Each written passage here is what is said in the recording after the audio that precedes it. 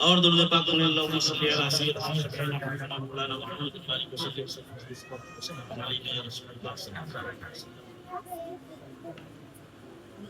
دیکھیں تزمین کے چند شعر پڑھ رہا اور بتائیے مت ترنم میں نہیں پڑھنی پڑی.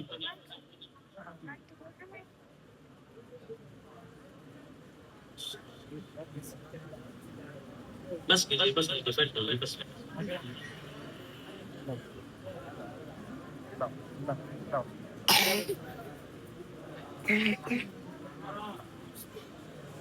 اور درود پاک صلی اللہ علیہ وسلم.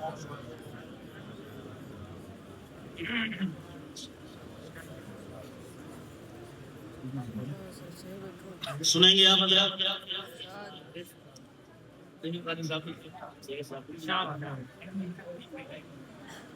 جلوت سے اپنی طیبہ جنت بنا دیے ہیں. جلوت سے اپنی طیبہ جنت بنا دیے ہیں. شوریدہ بستیوں کو گلشن بنا دیے ہیں. آمد رسول صلی اللہ علیہ وسلم سے پہلے حال کیا تھا مکے اور مدینے کا؟ جلوت سے اپنی طیبہ جنت بنا دیے ہیں. شوریدہ بستیوں کو گلشن بنا دیے ہیں. توحید سے ہمارے دل جگمگا دیے ہیں.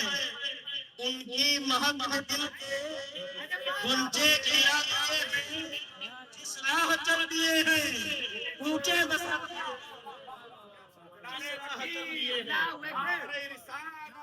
نعرہ رسالت کلام اعلی حضرت کلام اعلی حضرت نعرہ تکبیر نعرہ رسالت. جس راہ چل دیے اونچے بسا دیے. اور اس تزمین کا ایک شعر واللیل جن کا کاکل مازاغ جن کی آنکھیں. قرآن نے کیا پیارا مفہوم بیان کیا ہے سرکار کی آنکھوں کا. اللہ اکبر. مازاغ کہا. واللیل جن کا کاکل مازاغ جن کی آنکھیں. او ادنا کی کلی میں بہتی جن کی آنکھیں. امام معمور ہے خدا کے جلووں سے جن کی آنکھیں. جب آ گئی ہے جوش سے رحمت ان کی آنکھیں. جلتے بجھا دیے ہیں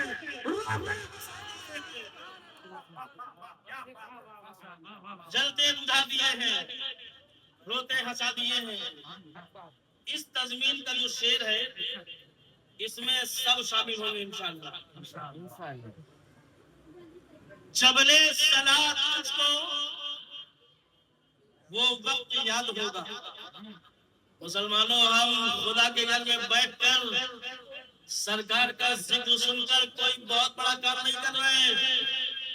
جبلِ صلات اس پہاڑی کو کہتے ہیں جس پہاڑی میں ہمارے اور آپ کے آقا سرکار صلی اللہ علیہ وسلم کئی دن کا توشہ لے جا کر کے اپنی امت کی خاطر رو رو کے اللہ سے مغفرت کی دعا کرتے تھے. شعر دیکھیں. جبلِ صلات تجھ کو وہ وقت یاد ہوگا.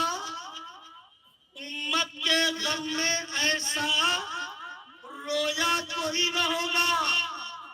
جبلِ صلات تجھ کو وہ وقت یاد ہوگا.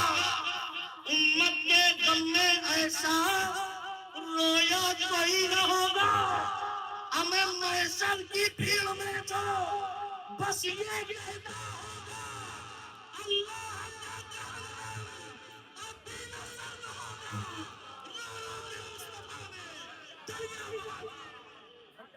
کیا بات ہے. نعرہ تکبیر اللہ اکبر. رسالت عید میلاد النبی علامہ مولانا صدام مصباحی صاحب قبلہ. نعرہ تکبیر. واہ واہ واہ. تزمین میں اشعار ہوتی ہے مگر آخری شعر سنیں اور ذہن میں اپنے ایک منظر بیٹھا لیں. سمندر ہے، پانی والا جہاز ہے، حاجیوں کا قافلہ مکہ کی طرف روانہ ہے، پرسکون ہے سمندر، حاجی آرام سے جا رہا ہے۔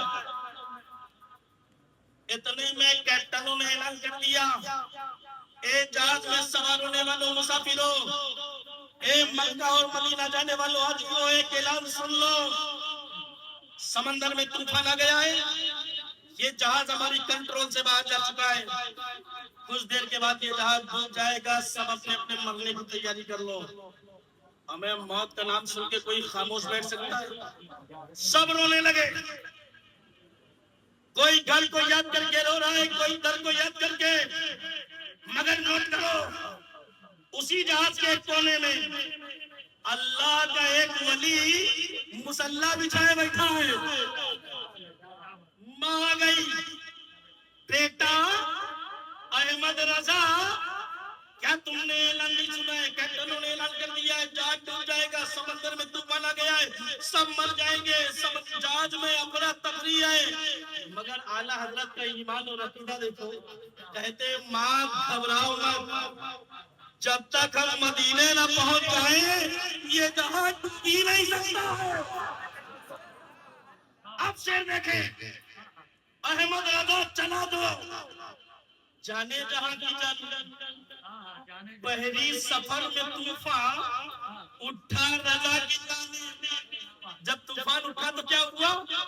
احمد رضا چلا دو، جانے جہاں کی جانب، بحری سفر میں طوفان اٹھا رضا کی جانب، تو فوراً صدا دی اس دم، مختار کی جانب، یا رسول اللہ آنے دو یا جنودو، اب تو تمہاری جانب، کشتی تمہیں پہ چھوڑی، لنگر اٹھا دیے۔ عشق محبت، عشق محبت، عشق محبت، بات نہیں کر رہے ہیں، ایک عاشق رسول کی بات ہو رہی ہے، وہ بھی ایسے عاشق رسول کی جو اب بریلی کی ٹوٹی پھوٹی زمین پہ بیٹھ کے لکھتا ہے، جو حضرت نے ابھی بتایا۔ کیا بتایا تھا؟ دوبارہ پڑھیں، دوبارہ پڑھیں، دوبارہ سید صاحب، احمد رضا چلا دو، اور ایمان دیکھو خدا کی قسم، یہ ایمان عام آدمی کا نہیں ہو سکتا، ایسا ہی عام آدمی کے اندر نہیں ہو سکتا۔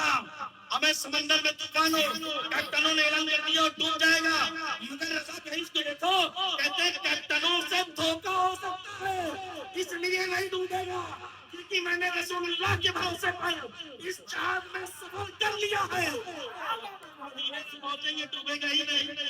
احمد رضا چلا دو، جانے جہاں کی جانب، بحری سفر میں طوفان اٹھا رضا کی جانب۔ ہمیں ہمارے تمہارے سامنے طوفان آیا ہوتا تو رونے لگتے، اس لیے کہ ہمارا تمہارا ایمان تھوڑا سا کمزور ہے۔ رضا کے سامنے احمد رضا چلا دو، جانے جہاں کی جانب، بحری سفر میں طوفان اٹھا رضا کی جانب، تو فوراً صدا دی اس دم، مختار کی جانب، یا رسول اللہ مسافر نکل پڑے ہیں، یا رسول اللہ آنے دو یا جنودو، اب تو تمہاری جانب، کشتی تمہیں پہ چھوڑی، لنگر اٹھا دیے، کشتی تمہیں پہ چھوڑی، لنگر اٹھا دیے۔ درود پاک پڑھیں، اللہم صلی علی سیدنا شفیعنا حبیبنا مولانا محمد وسلم۔